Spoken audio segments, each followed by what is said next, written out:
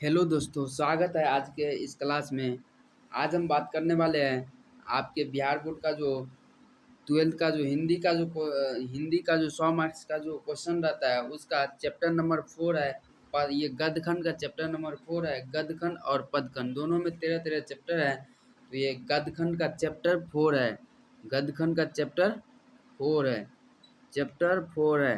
इसका अभी हम सारांश देखने वाले हैं, जो कि आपका चैप्टर नंबर 4 अर्धनारीश्वर है। चैप्टर का नाम क्या है? अर्धनारीश्वर। अर्धनारीश्वर पाठ का सारांश देखने वाले हैं अभी हम।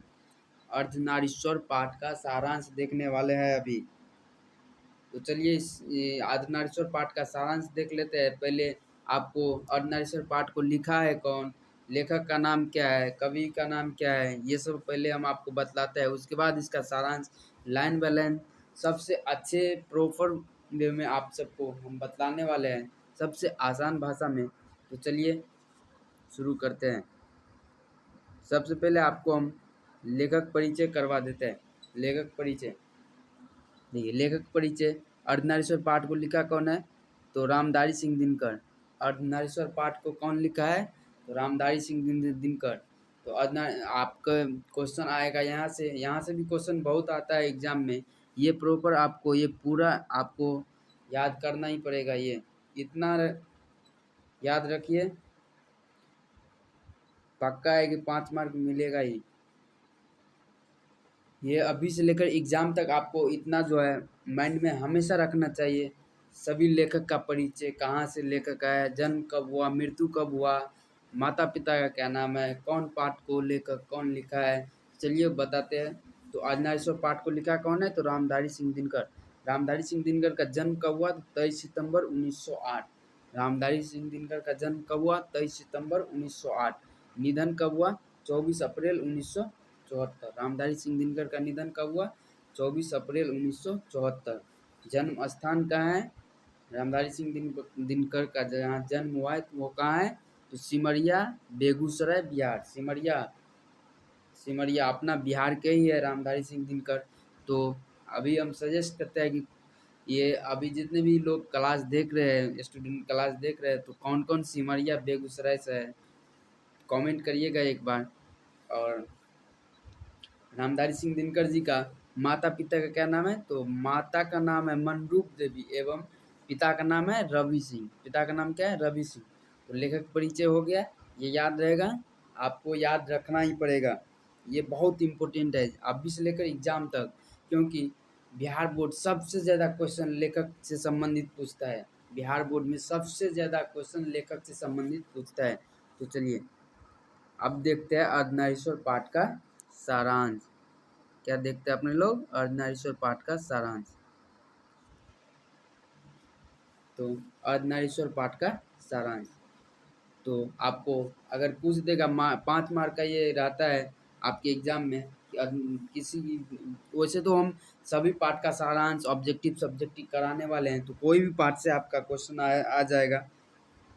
तो आपको क्या लिखना, आपको हम लाइन बाय लाइन एकदम सबसे आसान भाषा में समझा देते हैं कैसे लिखना है, क्या करना है। तो जैसे आपको क्वेश्चन में आएगा तो आपको ऊपर में ऐसे हेडलाइनिंग दे देना है, अर्धनारीश्वर पाठ का सारांश, ये बिंदु को दे दीजिएगा। उसके बाद लिखना है प्रस्तुत निबंध अर्धनारीश्वर की रचना राष्ट्र कवि रामधारी सिंह दिनकर ने की है। प्रस्तुत निबंध अर्धनारीश्वर की रचना राष्ट्र कवि रामधारी सिंह दिनकर ने की है। ऐसा माना जाता है कि अर्धनारीश्वर भारत का मिथकीय प्रतीक है।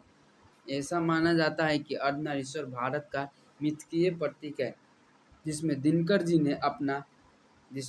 ने अपना मनचिता आदर्श निरूपित किया है। मूलतः अर्धनारीश्वर भगवान शंकर और पार्वती का कल्पित रूप है। देखिए अर्धनारीश्वर पाठ में माता पार्वती और भगवान शंकर का एक आधा कल्पित रूप मतलब बताया गया है कि आधा अंग पुरुष और आधा अंग नारी का रहता है। अगर आप सब किसी भी टीचर से या आपने किसी भी कोई भी सर से टीचर से आप पढ़ते होंगे या कहीं भी आप सब अभी कोचिंग कर रहे हो, तो आप सब पूरा आपके जो बुक है उस बुक में आप खुद से भी रीड कर सकते हैं और अपना अनुभव ले सकते हैं कि इस पाठ में क्या कहा गया। वैसे हम आपको आधा तो वैसे ही समझा देंगे सारांश से ही, क्योंकि पूरा चैप्टर रहता है ना आपका, पूरा चैप्टर से एक-एक वर्ड्स हम यहाँ पे छाँट-छाँट के लाए हैं जो हमको इम्पोर्टेंट लगा। क्योंकि सारांश का मतलब है कि आपको पूरा चैप्टर में से वो शॉर्ट तरीके से, शॉर्ट भाषा में आपको समझाना रहेगा कि इस चैप्टर में क्या-क्या है। तो आपने सब कहा थे मूलतः अर्धनारीश्वर भगवान शंकर और पार्वती का कल्पित रूप होता है, जिसका आधा अंग पुरुष और आधा अंग नारी का होता है। हम पहले ही बताए आपको, आधा अंग पुरुष और आधा अंग नारी का होता है। आधा अंग पुरुष पुरुष और आधा अंग नारी का होता है।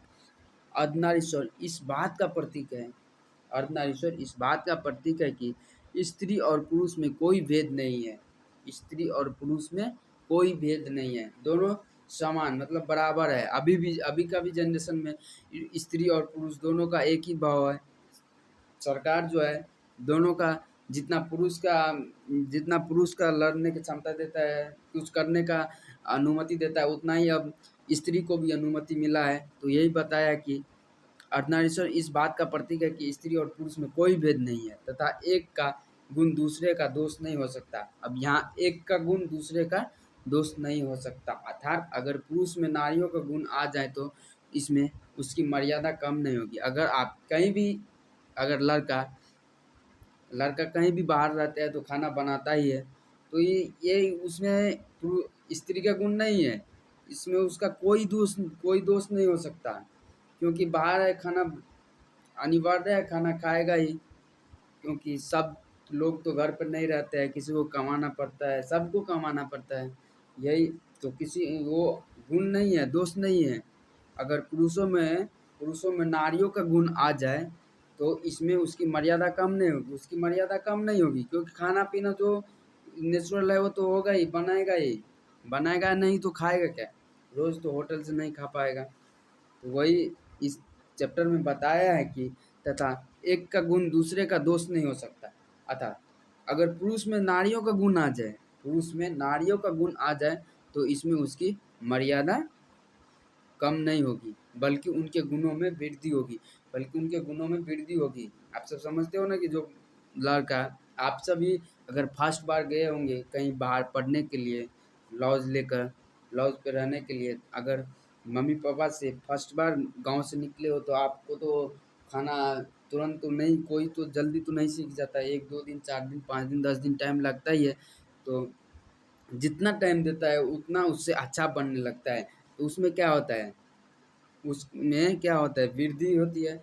आपको बनाने में अच्छा लगता होगा, खाने में भी अच्छा लगता होगा, जितना अच्छा से बनाइएगा उतना अच्छा से आप खा पाएँगे। वही यहाँ पर बतलाया है कि बल्कि उनके गुणों में वृद्धि होगी, कृषि के लेकिन लेकिन कृषि के विकास के बाद की पराधीनता आरंभ हो गई। कृषि के विकास के बाद पराधीनता आरंभ हो गई, जिनकी 2 भागों में बँट गई। नई घाट में और पुरुष बाहर रहने लगे। ज़िंदगी 2 भागों में बँट गई, नई घाट में और पुरुष बाहर रहने लगे। दोनों अपने कर्तव्यों से विचलित हो गए। उसके बाद जो कृषि विकास का जो पराधीनता है, तो ज़िंदगी 2 भागों में बँट गई और पुरुष बाहर रहने लगे और औरत घर में, स्त्री घर में रहने लगे। पुरुष बाहर रहने लगे, दोनों अपने कर्तव्यों से विचलित हो गए। कर्कश और कठोर हो गया। युद्ध में रक्त होगा, यहाँ पर मिस्टेक है। युद्ध में रक्त बहते समय उसे इस बात का ध्यान ही नहीं रहा कि रक्त के पीछे जिनका सिंदूर है, रक्त के पीछे जिनका सिंदूर बार है, जिस पीछे जिनका सिंदूर है, उनका क्या होगा। रक्त के पीछे किसी का वो हस्बैंड होगा, किसी का भाई होगा, यही सब लड़ाई मार होती है, यही सब होता है ना। रक्त के जो पीछे जिसका सिंदूर सुहाग रहता है होगा, उनका क्या होगा। और ना ही उन सिंदूर वालियों को ही फिक्र है, और ना ही उसके पत्नी को ही फिक्र है। रामधारी सिंह दिनकर जी कहते हैं कि अगर कौरवों की सभा में संधि वार्ता कृष्ण और दुर्योधन के बीच कौरवों की सभा में संधि वार्ता कृष्ण और दुर्योधन के बीच न होकर कुंती और गांधारी के बीच हुई होती तो शायद आज महाभारत का युद्ध नहीं होता। कौन कौन महाभारत अभी तक देख चुके हैं कमेंट करिएगा। इसमें लिया है पार्ट में महाभारत का भी, इसलिए हमें छाँट छाँट कर लेना पड़ा, सारांश बनाया तो। गांधारी के बीच हुई होती तो शायद आज महाभारत का युद्ध नहीं होता। रामधारी सिंह दिनकर इस निबंध में स्त्रियों के सम्मान को बढ़ाने पर बल दिया। रामधारी सिंह दिनकर जी तो थे, स्त्रियों के सम्मान को बढ़ाने पर बल दिया। उन्होंने गांधी जी और मार्क्स के विचारों की वकालत की है। उन्होंने गांधी जी और मार्क्स के विचारों की वकालत की है, जिन्होंने नारी जाति के सम्मान की बात कही है। उन्होंने गांधी जी की पोती द्वारा लिखित पुस्तक बापू मेरी माँ है। गांधी जी की पोती द्वारा लिखित पुस्तक बापू मेरी माँ है की भी चर्चा की है। इस चैप्टर में गांधी जी का जो एक पुस्तक है बापू मेरी माँ है, उसका भी चर्चा इस चैप्टर में की है, जिसमें पुरुषों में उपस्थित नारियों के गुण जैसे दया, क्षमा इत्यादि को बतलाया गया है। तो ये सब आपको लिखना है। एक बार आपको हम शॉर्ट तरीके में हम अपने भाषा समझाते हैं। अर्धनारीश्वर पाठ जो है, अर्धनारीश्वर पाठ को लिखा कौन है तो रामधारी सिंह दिनकर। इस पाठ में यह बतलाया गया है कि आधा अंग पुरुष और आधा अंग नारी का होता है, यानी कि शंकर और पार्वती का कल्पित रूप माना जाता है, बतलाया गया है। इस पाठ में यह बताया है कि उसके बाद क्या है कि अगर नारी जो है, नारी का प्राधीनता, स्त्री जो है और पुरुष जो है दोनों में कंपेयर कर गया है। उस समय ऐसा होता था कि जब से कृषि का आरंभ हुआ तो पुरुष बाहर कोदाल और हल चलाने लगे और नारी घर में अछोड़ना पछोड़ना का काम रह गई। यही दोनों अपने कर्तव्यों से बेवश हो गए और दोनों अभी ऐसा समय है कि दोनों को, स्त्री और पुरुष दोनों को बराबर बल दिया गया है।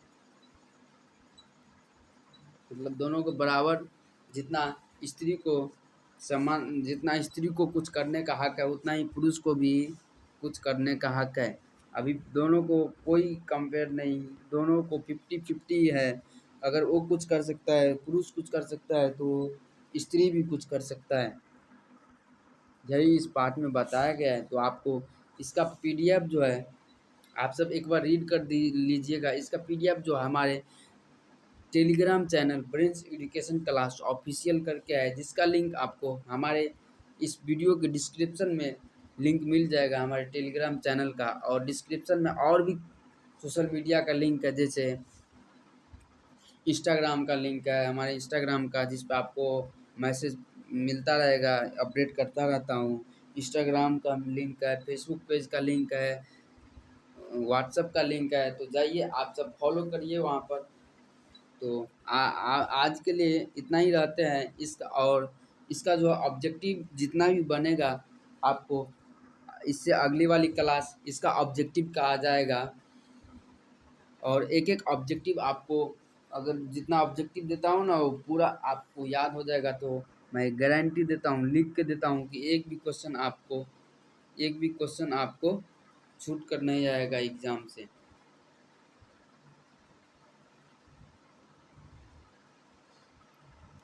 लास्ट में यही कहूँगा कि अभी तो अक्टूबर चढ़ गया, आपके पास बस 3 महीना ही है। रिवाइज़ अच्छा से करिएगा और हम भी यहाँ से आपको रिवाइज़ प्रॉपर डेली इस चैनल पर क्लास कुछ ना कुछ का होता ही रहेगा। तो अभी से क्या करना है, इस चैनल को सब्सक्राइब करके ऑल पर कर दीजिएगा, ताकि जब भी हमारे इस चैनल पर वीडियो अपलोड होगा तो सबसे पहले आपके पास पहुंच जाएगा। और अगर आप इस चैनल पर नए हो तो चैनल को सब्सक्राइब कर दीजिएगा और अपने फ्रेंड लोग के साथ भी शेयर कर लीजिएगा, ताकि उसको भी पता चले यहाँ पर फ्री क्लास होता है। बस इतना ही से सजेशन आपको दिया है। चलिए जाइए और पढ़ाई करिए अच्छा से मन लगा कर। मिलते हैं अगली क्लास में, तब तक के लिए बाय बाय।